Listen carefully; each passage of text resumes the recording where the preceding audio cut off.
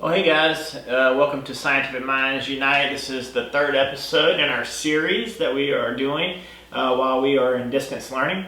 Things are going to be a little different over the next couple weeks because I am personally practicing social distancing. So I will be doing experiments and that kind of thing at home. So the experiments that we're going to talk about in the next couple weeks are things that you may find around your house, or you may ask your parents to pick them up for you when they go to the store if you're interested in trying them at home. So the first one that we're going to be doing today is going to be a homemade lava lamp. You can see my two lava lamps here, and we'll talk about the difference between a lava lamp like this and one that we're going to create. But I do have a special guest that's going to join me here in just a moment, so if you will, welcome her. So my wife is our special guest today. Her name is Amanda Myers. She's a third grade teacher in Davidson County, and she has a great scientific mind because she teaches all subjects, so she's actually really like a superstar. Yeah, that's me for sure. So today we are going to be looking at an electric lava lamp and learning the science behind that, and then as well as making a homemade lava lamp and comparing the similarities and differences between the two. So we have the electric lava lamps here, and in case you were wondering what is the lava lamp made of, the liquid inside is the oil, and then the actual movement or bubble or lava, you would say, is wax. So our heat source here is the lamp inside of the lava lamp, and it is producing heat for the wax and the oil inside. The heat is transferring through convection, which is a cycle. So we know convection is where warm air rises and cool air sinks. But here we have the wax. So as you notice, it's going up and down, and that movement is in a cycle. So the heavier liquid, it absorbs the heat and moves to the top. And as it rises and absorbs that heat, it's expanding. So that's why it's stretching. And because the liquids have similar densities, the one that was heavier, it suddenly becomes lighter, and so it starts to rise, but then as it cools at the top, it starts to sink again. And so it is that continuous cycle of warm wax rising, cool wax sinking. All right, so the first step we're going to do is we're going to take some of this vegetable oil and we're going to pour the majority of it into this. And one reason why this works in a 2-liter bottle is like your lava lamp, you can see it has the shape where it narrows at the top and it's wider at the bottom. So that's one reason why it works as well in a 2-liter bottle. So first thing we're going to do is we're going to take some oil, and I'm going to pour. It's going to take a lot for, we're going to do this one time to begin with.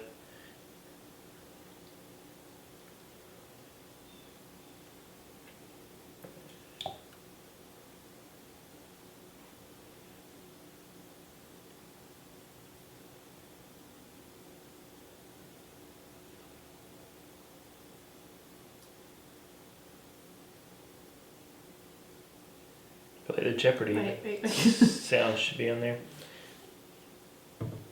No! It's too full.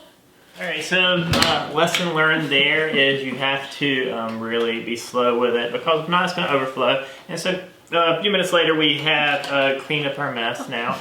And the next thing we're going to do is we're going to fill up a little bit of water in there. So my friend Amanda here is going to put in some water.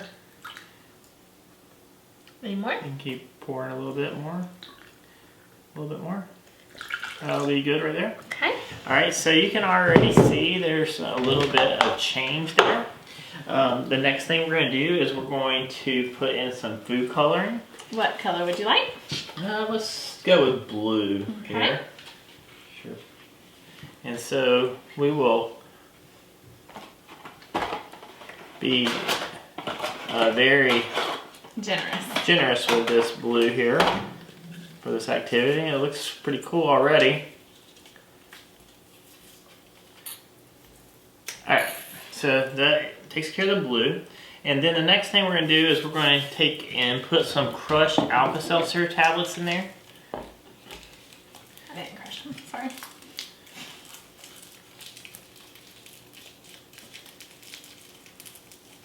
There you go. They're a little bit crushed up.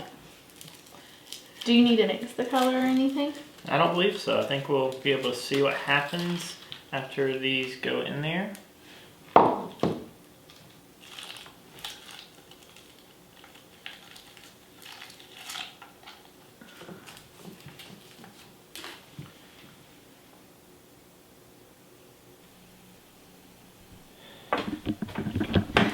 So as you can see, there is no light.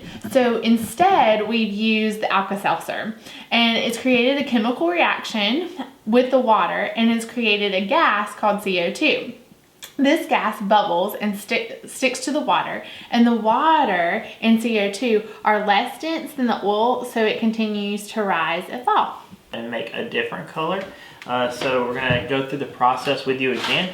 So we're going to use the clear ones just so that it can be seen easier. And I have some extra oil on hand and a little bit more water. We're actually going to do something a little bit different. We're going to put a little less oil in this time and a little more water. Oh, sorry.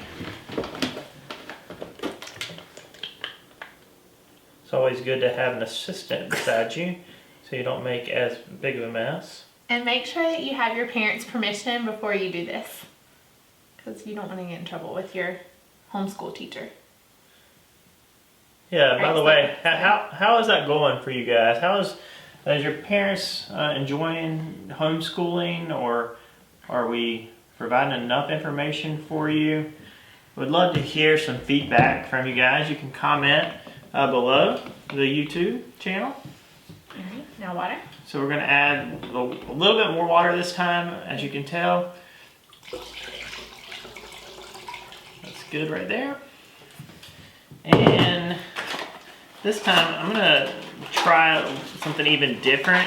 I'm going to use 2 different colors just to see if we can get multiple. And we're also going to add more Alka-Seltzer and see how it bubbles differently than before. As you can see, the other one that we've already done has kind of settled.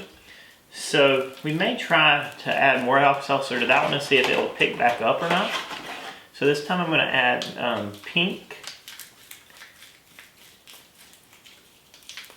And also going to add a green. And we're going to see if we have what kind of results we have here. Alright, so I believe Amanda's ready with our Alka-Seltzer, so we're going to put 2, or I believe is there 2 tabs in there? Yeah, 2 tabs. So really it's going to be 4. I'm going to try 4 tabs this time and see what happens. See if we have a quicker reaction and see if it lasts longer. Because with the scientific method, you want to try, many have a lot of different trials.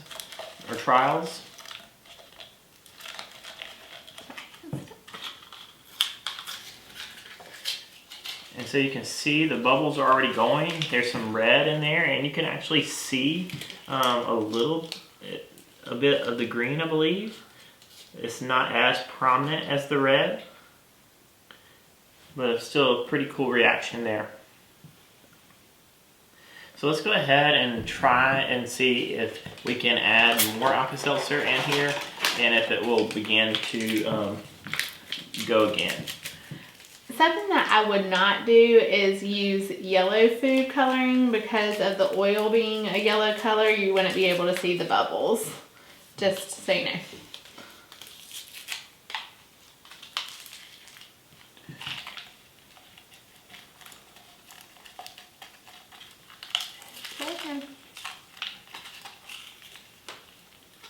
And so, as you can see, the carbon dioxide picks right back up once that Alka-Seltzer is put back in there.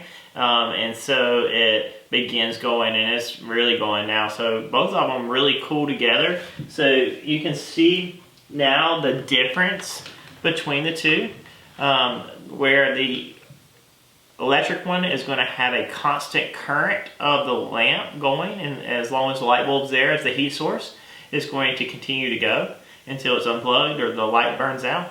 Where these two are going to have to continue to have a new source put there to continue to have that carbon dioxide there for it to continue to work. So I hope you guys have learned something new today, and I really appreciate my special guest, Ms. Myers, being here today. And so I want you to think about some of the things that you learned there, and if you will, comment on those, like some different things that maybe we learned in 6th grade, or something that you have learned in another grade about maybe heat transfer or how a chemical reaction occurs, and just make a comment about it. I would appreciate it, and we will see you next time. Thanks.